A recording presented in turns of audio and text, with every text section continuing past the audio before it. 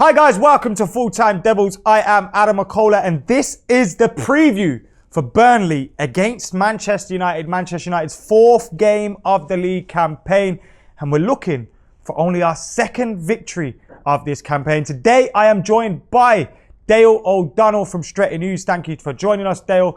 And of course, Mr. Stephen Howson as well. The regular is back. If you can only see his head, it's because he's coming camo today, but don't worry about that. He is here full of opinions. Anyway, guys, how you doing? You all right? Yeah, mashing, mate, yeah.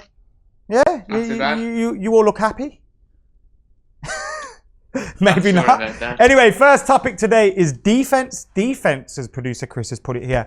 And he says, we've conceded 6 goals in 2 games now to Brighton and Spurs. 2 different centre-back partnerships in each. Do we need a stable partnership to hold it together? Who do you guys think is our best partnership, and where do you think we'll go in this next game? I'll come to you first, Dale. How do you see the defence lining up? I think it's very difficult to figure out what our best defence is, given that we don't really know. It's been chopping and changing since Mourinho's come in. They haven't really got a chance, really partnership to consistently play together. Like the first week we seen Bally and Lindelof, and against Leicester, there was lots of positives to take from their performance as a partnership. And then at Brighton, it literally was the complete opposite. Both of them had a nightmare, and arguably the worst game in United shirt. So it's hard to make out what our defence is, because I don't even think Mourinho knows. And this is his 3rd season, and he's only our best defence when you're renowned as a defensive coach. That's going to have problems. I think this weekend probably Bally's back fit, and maybe Smalling. Bay and Smalling, interesting. Now, Steve, we've heard in the past that attack wins your games, defence wins your titles, and Manchester United haven't really got a defence at this moment in time that looks able to win a league title, that you would call a title-winning defence. Do you think any of them have the makings of it? And were you upset to not see Bay and Lindelof given another game, despite the fact they were bad against Brighton? Well, I think if you remember when we signed Lindelof, I said this guy's got a lot of problems defensively, individually as a defender. And I got absolutely panned for it. People was like, oh, just because you don't know him. No, I do know him. I spent a lot of time looking at what Lindelof's like, and defensively, he's not great. He's good on the ball, but defensively, he's not great. Bayer didn't know anything about when we signed him, but what we've seen of him, there is a really capable defender in Eric Bayer. I think Jose's lost patience with him disappearing off to AFCON, which isn't a problem now that they've moved it to the summer, or shouldn't be a problem. But I think it's how unavailable he's been due to injuries. So I think that Jose was looking in the summer to move to someone else, to bring in perhaps a leader, which he's definitely needed. And that's why he was desperate to land a centre-half like Alderweireld or possibly even Maguire. Someone that you can build a rock from and start expanding out, because a lot of the time people will say, oh, our defence was good last year because they're looking at how many goals we conceded. You got to remember, David De Gea was in the form of his life for the last few seasons. That was a massive reason as to why we've kept so many clean sheets or conceded so few goals. But also because the whole system of the team has been set up to protect the defence. Now, that's what when people say, oh, Jose Mourinho's boring football. Yeah, do you know what, mate? He's effective because he's having to protect an absolute bang average defence. Now, we saw against Tottenham, we played brilliant in that first half against Tottenham, but we did so by pushing men forward and playing on the front foot. Now, if the attack, which had 22 opportunities to hit the back of the net, had actually just put in an average performance, we'd have won that game comfortably. And if defensively we'd have put in an average performance, we'd have won that game comfortably. But we didn't put in an average performance. Lindelof is doing no-look passes over his shoulder at Dele Alli to play him in. You've got Phil Jones, who might as well got an assist for the second goal. He was that much involved in it in Spurs' benefit. You've just got absolute shambolic defending, and you can go all the way back to the Leicester game, and you can just see how poor it's defensively as a system. Like, Leicester had something like 15 shots against us. We are conceding far too many shots to teams that we shouldn't be conceding shots against. And that's because systematically we're not doing what we're supposed to be doing. Now, I don't know if that's Rufaria's input. I don't know if that's Carrick's new input. I don't know if that's McKenna's new input. I don't like the way we've changed the system 3 times in 3 different games. We started against Leicester with 4-3-3. We started against Brighton with 4-3-3, switched it to a 4-2-3-1 after half-time. We start against Tottenham with a 3-5-2, which I think is an excellent system to play against Tottenham. But this week coming up against Burnley, you go, I have no idea. Out of all of the defenders that we've got, I don't know what the status of Rowe is in terms of whether he's injured or not. There's as much chance as him playing this week, right? But there's as much chance as him playing as anybody else that's a defender for us, and that's madness. I don't know how long it takes a defensive partnership to form. But I reckon it doesn't happen in 2 games. I reckon it doesn't happen in 3 games. Do you find it strange then that we let Axel Tuanzebe leave when we've got such disarray in defence at the moment? When we've got good, young, talented players that we've just let go? Or do you think it's better for his long-term development that we did I don't think he'd have made the mistakes that Jones made. Jones was terrible against Tottenham. And I don't think he'd have made the mistakes that that Lindelof made against Tottenham. So you would have to say he's an improvement, but we don't know what the longevity of Axel doing it is at the highest level. That's why, ultimately, as much as you like, the guy'd probably get games for us right now, and so would Fosu Mensah, the performances he's putting in so far at Fulham. He would be an upgrade on what we've got right now. Both of them you could make a case for coming in. But you've got to remember, man, this is Manchester United and we're expected to mount a title challenge. You're not going to do that with a guy like Tuanzebe that hasn't played a full season of first team football anywhere. 100%. I don't think. I said it at the start of the season as well. Like when the transfer window closed, I said that's likely to see us not challenge for the league title this year because I knew it was so important that we got that centre half. Smalling and Jones just aren't good enough. Probably not good enough for our reserves. And I thought we'd need Bailly and Lindelof to stay fit to have any hope of doing that. But after their second game against Brighton together, it left us questioning even them. And I mean, we knew there were question marks already over them, but we thought if we could get them playing and get them together, we might see something blossom there. Still worrying that we haven't seen anywhere close to Jose get his preferred 11 or his preferred back 4. And without that, we're never really going to be comfortable in games, which is pretty frustrating. But again, I can understand when people want more out of our attack. I can understand when people say that compared to when people want more out of our defence. It was clear that we needed to buy in defence and we just didn't do that. Whether that's fullbacks, centre halves, whatever, we needed to buy. The club didn't back him. The club didn't get those signings. And as a result, we've suffered for it. Now, you said Smalling and Bailly to start together, yeah, Dale? On the weekend? Yeah. And who would you guess if you could just pick 2 or 3? I've gone with Smalling and Bailly as well for my predicted 11 later on. We'll get into that a little bit later on, I'm sure. Cool. But yeah, weird. We've both gone with the same. I'd go with Bailly and Lindelof, to be honest. I know, but I think you've just got to give them a run of games together and hope that we see something grow there. We're not going to do that by not playing them. Anyway, moving on from that to somebody that will be hoping to get game time this season, more game time as it is, Anthony Martial. Now, there's reports in the British media Anthony Martial is set to sign a new 5-year contract at the club. Now, first of all, what are your opinions on that? And what do you think it means for the relationship between Ed Woodward and Jose Mourinho? I'll come to you first, Dale. For starters, the Times piece states that Martial is going to sign this 5-year contract with the view of outlasting Jose Mourinho. Now, this is the man that Woodward just gave a new contract to. The manager, his most important employee. And if he's taken that kind of view from a player who's out of favour, that seriously undermined the manager. And I think it's wrong for Martial to be signing a new contract with United thinking with that being his thought process, that I'm going to be here beyond Mourinho rather than sitting down with a valid reason with Mourinho to be with the right reason at the club. I just think it's wrong. I don't like how it was briefed. I think it's just continued briefs here show no signs of the club or Woodward backing the manager. We can easily forget how recently he was given that new contract midway through last season. And obviously they gave him that contract with the view to backing him, and since the summer that's gone completely out the window. So this isn't a good environment for Mourinho whatsoever. He's a winner, and he's constantly undermined by Woodward. And now we have a player, Anthony Martial, who is out of favour, has a lot to prove, flexing his muscles at Mourinho, and he's not the only French player in the Manchester United squad doing that currently.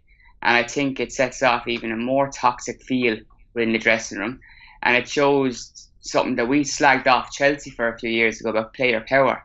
Ed Woodward's allowing players to walk all over the dressing room now, and it's, for me, I think it's the wrong reason to be signing a new contract. The reason should be, I want to better myself, I want to better my career, I want to stay at Man United. That should be the reason, rather than this whole drama around the manager. It sets off a bad Does the fact that even if a player sees that the manager doesn't fancy him, does him not signing a contract shows that maybe he wants to make it happen at the club? Yeah, well, maybe the next manager is going to have the same view towards Martial as Mourinho. And where does that leave Martial? You know, like, a player has to want to develop. He has to want to be the best. A manager can only do so much, but a lot of it comes back to the player and how hard he's going to work to better himself. Look at Cristiano Ronaldo, the stories about him and how he always worked hard at the training, constantly eating the right foods, having the right mentality. You need to have a bit of that determination. He was yourself. also allowed to make mistakes, though, Dale. He was. He was also given that environment to succeed and to improve and to better himself. Some may say that this kind of environment isn't the first time it's come about with Jose Mourinho. Steve, what are your thoughts on this deal? And do you agree with Dale that it's a sign of maybe Woodward and Mourinho in that battle? Because I thought Mourinho standing in front of the crowd that was left at Old Trafford the other day was kind of a sign to Woodward that these guys are still backing me, even though it was probably about 25% of the crowd. But do you think this is maybe something from Woodward to say, hold on, I've got the power here? Or do you just think the player signed It's an absolute disgrace, mate. Like, you don't employ Jose Mourinho and then give him not the tools to do the job. There's some talk that Martial's become a bit of a toxic person in this dressing room, refusing to put the graft in training, refusing to put the graft in the games. The Brighton game being an example, like they get the ball like once or something like that. This is a player. What does that say about our midfield?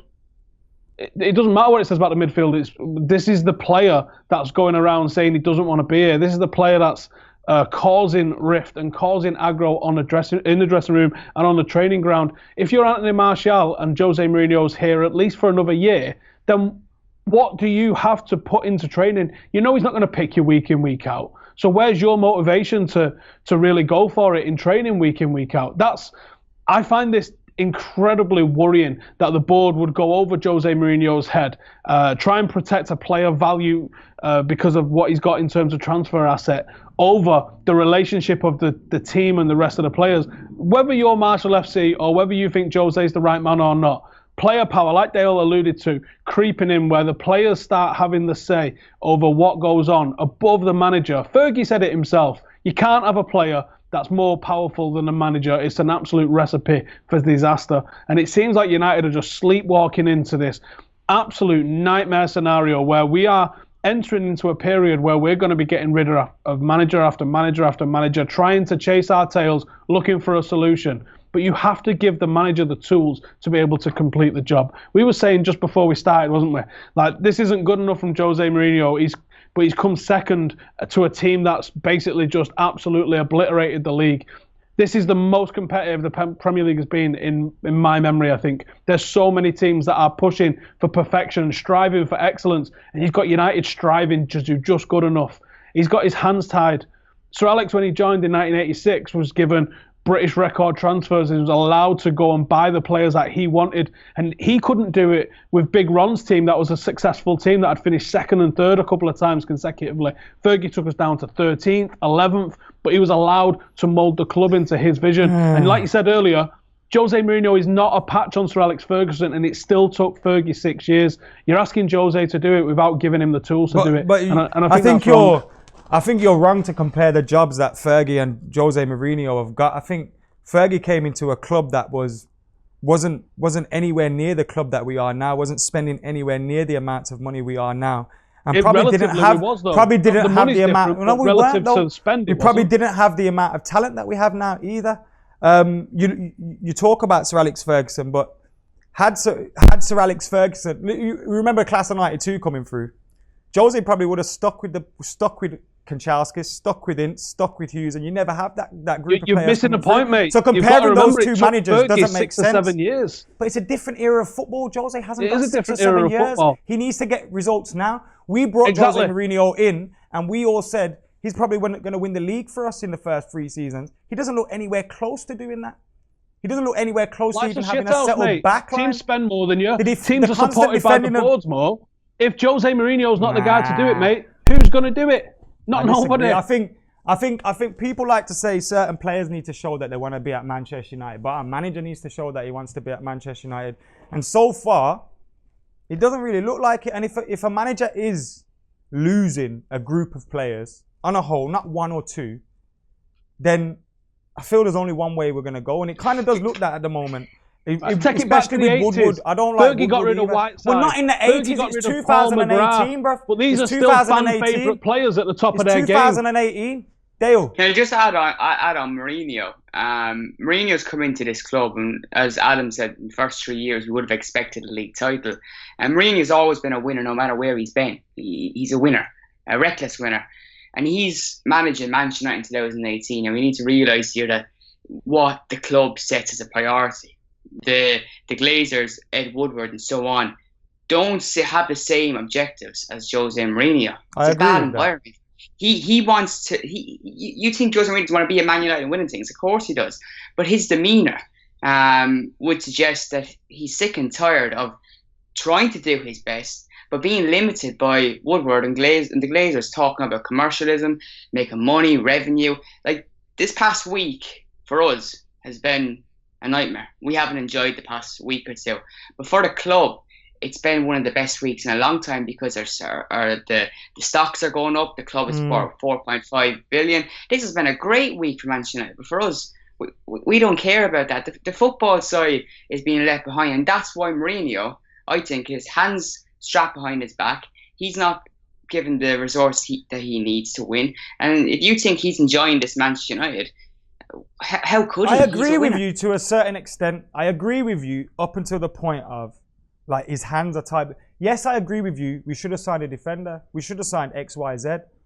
But the football needs to be better. The football should be better. And the results should be... You're telling me just because we never signed a centre-half, we can't beat Brighton? Come on, man. The football needs to be better than that. And it's not just Woodward and Glazer. Does Woodward pick the team? Does Woodward pick the team? What did Mourinho do specifically against Brighton, which made we lost? No. Listen, this is what I'm saying. What did Mourinho do? He picked an 11 that was capable of winning. Did he make the mistakes? Did he give away a penalty? There was none of this that Jose did. He creates an environment where players are scared of making mistakes. You said that we say, I don't know why people refuse to see create the environment. Because there's an element of fans going off of their head and overreacting, get rid of that manager, get rid of that player. You remember when Jesse Lingard was coming through, the amount of hate that he used to get because he wasn't Ronaldo, and other players that they've had when they're coming through because they're not Ronaldo, because of mega unrealistic expectations that everybody's got. When you've got a team that's been set up and spent so much on, like City, and even what Liverpool are doing this season, you can't expect United to compete. But we don't need to talk about City and Liverpool. United should be better. Forget City, forget Liverpool. We should be playing better. It's that simple. We got owners that don't give a shit. Listen, in 2012, what happened? In 2012, what happened? Jose Mourinho, and none of them mattered. Sir Alex Ferguson was allowed to go and buy Robin van Persie when he already had Berbatov, Hernandez, Welbeck, and Wayne Rooney at the club. No one at the club was like, actually, I think this would be a better signing for us.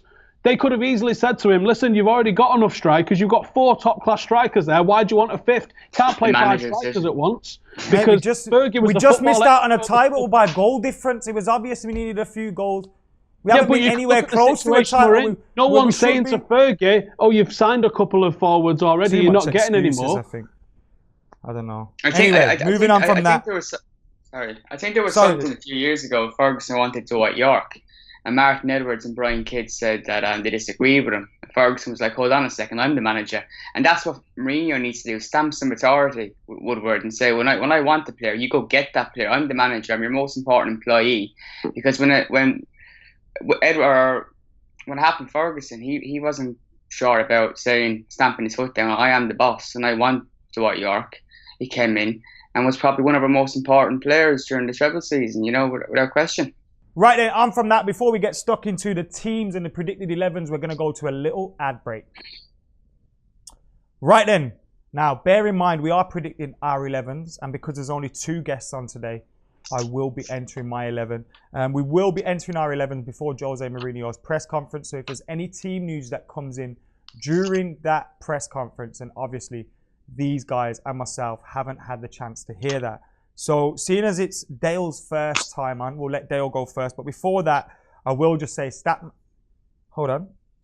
Dave is on 8.6, but has 3 appearances. Gaz is on 9, but has 2 appearances. Paul is on 9, but has 1. Cheek Sport Dave, 9 and 1. Howson's got 8 and 2 appearances.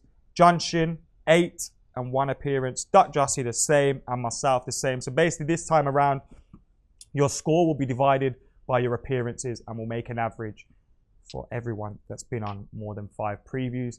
Dale, your 11 is? Right, David De Gea goes without saying, really. I know he's not really at his best at the moment, but United fans will get behind him, and hopefully he can show his form of old. Valencia is back in the side with Small and Bally. Shaw, tremendous against Spurs. Without question, United's best player, but he started to look like a United player that night, and Mourinho was severely encouraging on a touchline too, which is great to see for someone that has apparently bullied Shaw. In midfield, Matic is back in the team. Wasn't great against Spurs, but with a few games under his belt, expecting improvement. Fred, I think everyone's excited by Fred. Then with 3 midfield, Pogba. Now, I wouldn't start Pogba myself. I've been really let down in recent weeks. Don't think he's putting in the shift. And another player flexing his muscles at Mourinho. But if Mourinho drops him, the media will be all over him like a rash. Front 3, Lingard for his work ethic. I thought he was brilliant against Spurs, pushing the defenders to make mistakes, only for other attackers not to take those chances. Joined by Sanchez and Lukaku. Cheers, Dale. Steve, what's your 11? Like I said, I think it's well difficult to try and come up with an 11 that's going to do the job here. I fully expect Burnley are just going to sit in a low block. They've proper tossed off some games this season so far, and we all know what a nightmare Europa League is, especially for a small squad like them. I think there's going to be a shock, and I think he's going to drop Pogba. But I'm going to go with Big Dave in net. I'm going to go with Valencia, Smalling, Bay, and Shaw. I think for similar reasons as Dale's just said there. Looking at the mistakes that have happened so far, I put a lot of them at the feet of Jones. I put a lot of them at the feet of Lindelof, and I think that Jose's going to do similar. I thought Smalling was the best of a really bad bunch against Spurs. Did you see I think him he'll try probably to tackle Mora? I did, but I still think he made less errors than everybody else. So I think that Smalling probably gets a go, and I think Bay might get a go as well. I can see the desire to have a ball-playing defender because I think they will have probably 2/3 possession against Burnley. Luke Shaw is in just because he's probably been our player of the season in the first 3 games. I'm going to go with a 4-2-3-1, which has got Matic and Fred. I think Fred's a brilliant box-to-box midfielder. He's still a little bit raw, but I like the energy that he's bringing. He seems like he's arsed, which is big. Matic, if he's fit, he plays. That's the rules. And then I'm mixing it up in that final third. Martial's got about as much chance as me playing this weekend, I reckon. But I think it'll be Sanchez on the left. I think it'll be Lingard in the middle, pushing up to Lukaku a little bit. But I've got an interesting one on the right. I'm going to go with Pereira on the right. I don't want to see him completely ostracised from the squad. I like the idea of bringing him in, playing him in the midfield, and I think he's the sort of player that could have a bit of creativity that actually makes things happen. So I want to see how he does on the right. It might be him, it might be Lingard, that line up on the right, but if we can have those in the final third, I think that'd be very, very positive for us. And then it'll be Lukaku if he's fit up front, I'm sure. Cheers. My 11 is, I'll go with David De Gea in goal, Valencia, Bailly, Lindelof. This is my preferred 11. With Luke Shaw at left back. I just think we've got to try and give Bailly and Lindelof opportunity to build something there. They're our best 2. I think, look, I know Lindelof's made mistakes, but I still think there's a better centre-half in there than there is with Smalling and Jones. So I'd like to see him given an opportunity, even though that could blow up in our faces. I'd go with Matic, Fred and Pogba. Although I wouldn't mind seeing Pereira come back. I just think it's pretty... I find it really harsh that Andreas Pereira took off at half-time against Brighton and wasn't even in the squad against... I can understand taking him off at half-time against Brighton, but then leave him in the match-day squad. I just find it real strange, and it'll be a big blow to his confidence. So I hope he is involved this time around, even if it is from the bench. Lukaku through the middle. Haven't got much else choice. Lingard and Rashford. Haven't been impressed with Alexis Sanchez this season. Even though we thought that we'd get a better Alexis Sanchez, it seems like the same old so far. I'd like to see Marcus Rashford given an opportunity. Like Steve says, I don't think Martial will be in the team yet. And Lingard, I think Lingard he hasn't played much, but when he has played, he's looked like he's got the signs to keep us going and moving in attack. So we get the usual effort from him. You always get that from Lingard. So yeah, I'd go with that team. But again, preferred rather than expected. Moving on to the opposition now. We know Burnley are involved in Europa League action this week. And obviously, we don't know how that's gone for them, whether they picked up any injuries or whatnot. But guys, what do you think of Burnley this season? Do you think that the Europa League will have a more disastrous effect on their season as it has done for many others in the past? What do you think of Sean Dyche, Steve? I like Sean Dyche. I think he does a hell of a lot with the limited tools that he's got at his disposal. When they lost the likes of Michael Keane, I tipped them, and I think I wasn't on my own for relegation. I thought there's no way they can survive losing big players like they did. But they did better than that, and there was a time when they was absolutely chasing Arsenal down. I think they only faded towards the end a little bit. I think they had a bit of a crucial 6-pointer at some point that they lost. So I think that if he's given a decent squad, Sean Dyche could probably do something with it. Unfortunately, they don't have a decent squad. They've got a very, very thin squad, and that's going to get absolutely stretched to the limits with Europa. We've seen it ourselves. We've seen it with Arsenal. We've seen it with virtually every single side that manages to reach that Europa League peak. They get in there, and then their league form is absolutely disastrous after it. I don't think they'll get relegated. I don't even know if they'll be in a relegation fight. I think they'll be pretty safe, but they're not going to be anywhere near they was last season. They've been terrible. They've been terrible in the league. They've been terrible in Europa League. I expect them to not even try to compete with United this weekend. I think they're going to sit there in that low block. They're going to 4-5-1 it. They're going to try and deny us space. They're not going to try and cross the halfway line. I think it's going to be absolutely gross. And I think that it could be a very, very, very important game for Jose Mourinho. The result dependent, obviously. Do you think this is kind of moving on to score prediction territory? But before we get your actual score predictions, do you think this could have an effect on whether Jose Mourinho is manager for much longer? Do you think it has gone that far yet? Yeah, I think if this is a poor performance and a poor result, I think that it'll be very difficult to see the board stick with him. And I think not only that, I think fan opinion, which is teetering at the moment, would probably fall all one way as well, whether that's right or wrong. What about yourself, Dale? Yeah, unfortunately, I think it does. When I say unfortunately, I say sack Mourinho and then do what? Because the next manager has to come in and deal with the same situation, which is not good. And it's not something that could be solved, I think, anytime soon. It's a big issue. The whole club, I think, needs to be totally addressed with a number of different roles. But I do think a defeat this weekend, you might even see a shift in the way some of the players are thinking. Because it's a results business, and if the results aren't coming in, that's when players will start to question, why am I listening to what this manager has to say, because what he's previously said we're not getting the results from. And that's what happened with David Moyes, and that's what happened with Van Gaal. So it's a reoccurring trend. I totally hear that. I was thinking, like, I know earlier on I said the players don't seem to be playing for him, and that sounded a little bit wrong. It wasn't what I meant. What I meant to say was, after that Spurs game, I was kind of confused because the performance in the first half, it definitely looked like the players wanted to play for the manager, the way we were playing. But what I mean is in terms of the way he plays, the style of his play, I think he has lost a lot of the confidence in this team.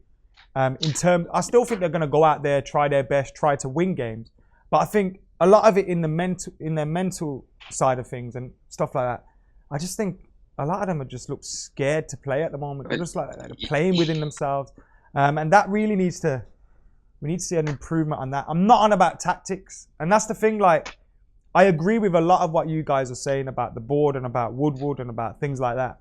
But then I also agree with those people that say Jose Mourinho deserves the pressure and he deserves criticism because he's doing a lot wrong at the moment and he needs to help himself out.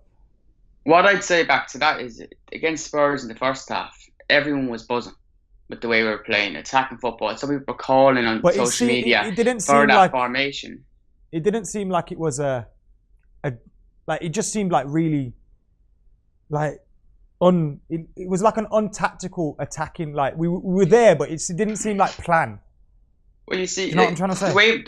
The way Mourinho plays, and people can label it defensive, whatever. He plays to what he believes is squad strength, and he wants to control the opposition. And looking at this team, and looking at the way we defended when they were left to attack against Spurs, that defence needs numbered support, and that's where you have Matic in the usual roles. That's where they come in, and it's not necessarily quality support all the time. It's numbered.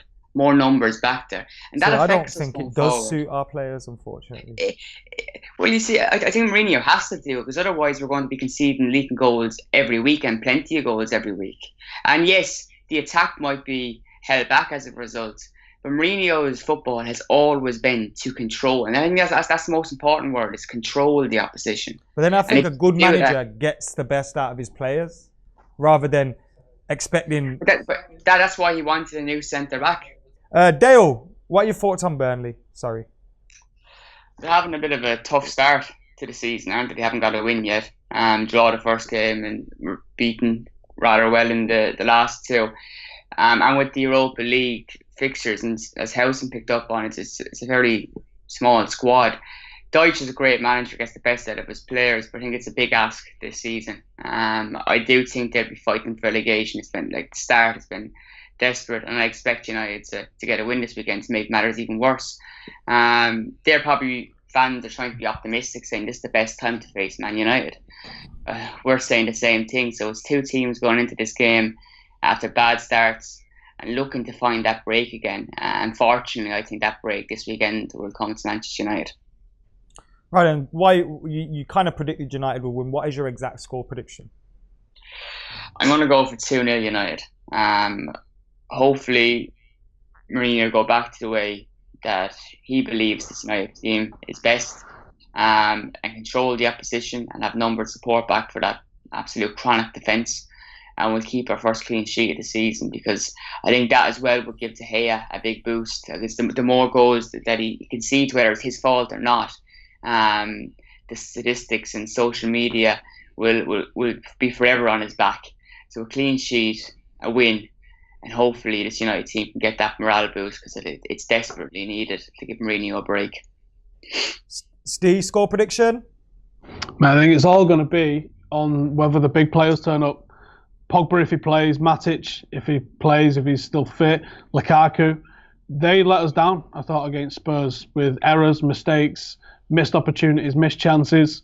And I think if the big players step up, I think we can swap Burnley aside. I think, like I said, their squad isn't capable of dealing with Premier League and Europa League back-to-back. But I can definitely see this being a frustrating weekend for us, and I think this has got 0-0 win for Burnley written all over it. Although I don't feel it inside, I'm going to predict the Manchester United win and say 2-0 to Manchester United, just to end the preview on a little bit of a positive feel to things. Guys, before we head off, have you got anything else to say and anything to plug while you're at it, Dale? Sorry? Yeah, you can follow me on Twitter at O'Donnell Dale or at Stretty News. StrettyNews.com for our blog content and so on. It's just everyday United stuff, so enjoy. Quality. And Steve, we know yourself. You got your YouTube channel and that going on. Any new content recently? Yeah, I did a matchday vlog from Spurs, which is a right barrel of laughs. Definitely go check that out. And I've got a tactical analysis of how we've conceded all the goals this season, which is definitely worth checking out if you like to put yourself through the ringer a little bit. Yeah, if you're into that kind of stuff, then definitely come and check that out. That should be out very soon, if not already. There's loads of positivity at the end of the videos, though, right? Nope, absolutely not. Just say yes, people will tune in. They're There's waiting for it. I go through all of the goals, and I'm like, look at the state of this. It's bad, man. But yeah, come find it. Stephen Howson on YouTube. Find me, subscribe. See you in a bit. Guys, make sure you check out their content. Make sure you subscribe into Full Time Devils. We're trying to hit 500,000 subscribers ASAP. We'll be back with so much more content coming your way. We've got the fan phone in, which you can check up. That should be up right now. And we've also got loads more coming this weekend as we're in Burnley. Anyway, guys, I've been Adam McKola. These guys have been two absolute legends. This has been Full Time Devils preview of Burnley. I'm out of here.